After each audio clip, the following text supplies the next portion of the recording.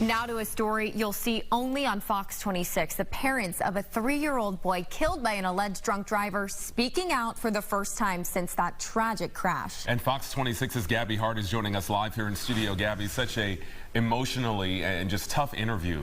It really was, Jonathan. Their only child, died after a suspected drunk driver slammed into them as they waited at a red light. Tonight, this family is sharing their heartbreak and also sending a powerful message.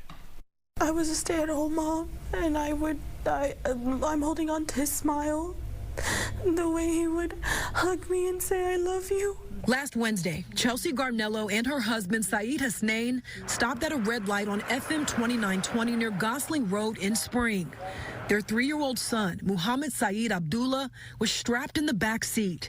It was around 8 p.m., and as they waited at that light, police say a speeding driver slammed into them.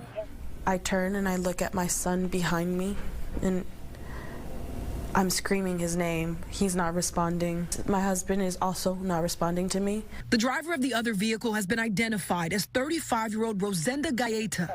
Police say he took off running after the crash, and when they tracked him down, he showed signs leading them to believe that he was intoxicated. How dare he drink and drive? People on the scene did the best they could to aid Chelsea's family. She shared this photo with Fox 26, showing the responding officer giving Muhammad CPR. Life Flight then rushed him to Memorial Hermann, where he was placed on life support. They told me there's no brain activity. His spine was separated. I laid by his bed and cried so much, dreading the moment that I had to tell my husband. The next day, as Saeed was preparing to be discharged from the hospital for only minor injuries, Chelsea broke the heartbreaking news to her husband. They pulled the plug on January 5th. Little Muhammad was laid to rest the very next day. I'm disappointed.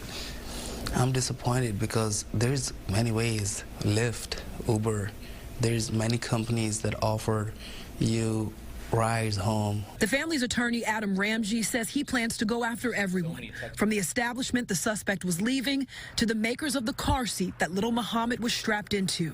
I'm going to try to push for everything I can. I don't know if this guy was leaving a bar or a restaurant or something like that, but we're going to work hopefully hand in hand with the DA's office. In the meantime, Chelsea and Syed are still trying to process that their son is no longer here. I haven't really accepted the fact that he's dead.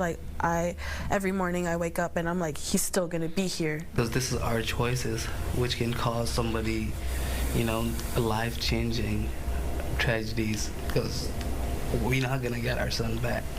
And he was a light of our lives. Now, that suspect is facing numerous felony charges, including intoxication manslaughter. He's currently being held on a $2.25 million bond, and we will continue to follow this story very closely as these details continue to come out. And just the strength of that mother and father, but like you said, their lives are changed forever because of one thing that this guy did and shouldn't have done. Yeah, and in talking to that mom, she really seemed numb.